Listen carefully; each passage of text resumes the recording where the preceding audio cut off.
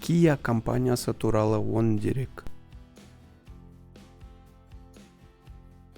Kia бұрынғы атауы Kyosan Precision Industry және Kia Motors Corporation ретінде белгілі.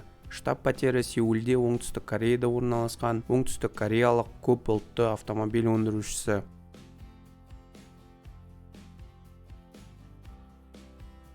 Kia 2019 жылы 2,8 миллионнан астам көлік сатылымымен Hyundai Motor Company компаниясынан кейін оңтүстік Кореяның екінші ірі автомобиль өндірушісі.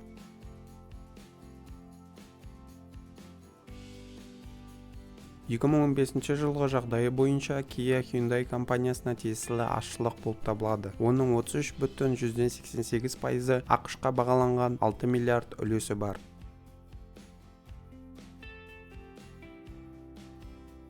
Kia өз кезегінде 4,9%-дан 45,37%-ға дейін жалпы сомасы 8,3 миллиард ақш долларынан асатын Hyundai'дың 20-дан астам еншілес компанияларының азшылық иесі болып табылады.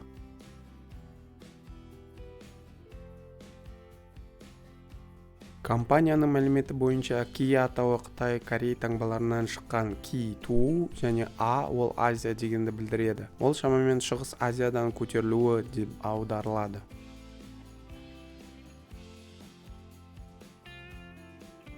Kia 1944 жылы 9 маусымда құрылды. Kyosan Precision Industry болат құбырлар мен велосипед бөлшектерін өндіруші. Сайып келгенде 1951 жылы Кореяның алғашқы отандық велосипедін Samchuli шығарды. 1952 жылы Kyosan Precision Industry өз атауын Kia Industries деп өзгертті. Кейінірек Honda лицензиясы бар шағын мотоциклдер шығарды 1957 жылдан бастап және Mazda лицензиясы бар жүк көліктер мен жеңіл көліктер құрастырды. Компания 1973 жылы өзінің алғашқы интеграцияланған автомобиль құрастыру зауытын Сохари зауытын ашты.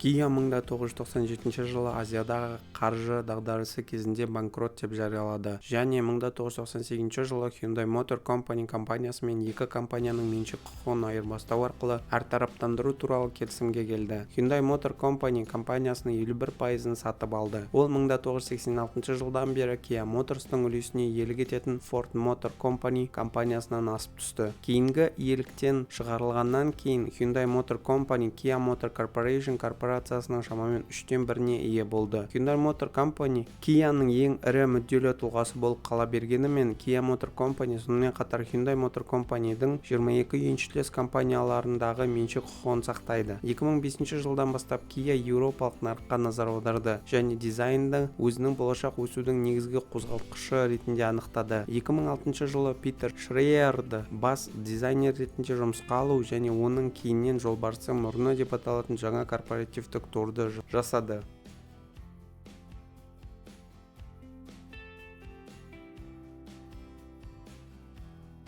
Kia 2021 жылдың басында бұрыштық Kia логотипін қолдана бастады.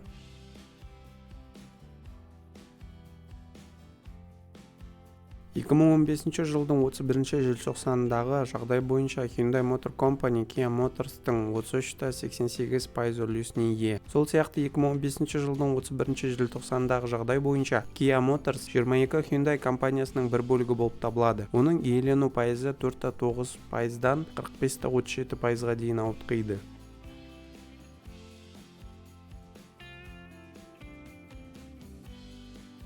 Kia Motors әртүрлі модификациядағы әскери көліктер мен басқа да көлік техникасын шығаруға маманданған. Сонымен қатар, олардың оңтүстік Корея үкіметі белгілеген 1976 жылдан бастап Kia Heavy Industry Co. Ltd. Қазіргі Hyundai Via бөлігі құрылды. Қазіргі уақытта Kia компаниясы ақш үкіметінің лицензиясы бойынша оңтүстік Корея армиясы үшін KM450 деп аталатын Kaiser Jeep M715 үлгісіндегі көлікті жасап жатыр. Kia сонымен қатар Кванчжоудағы бұрынғы Азия Motors зауытының иесі.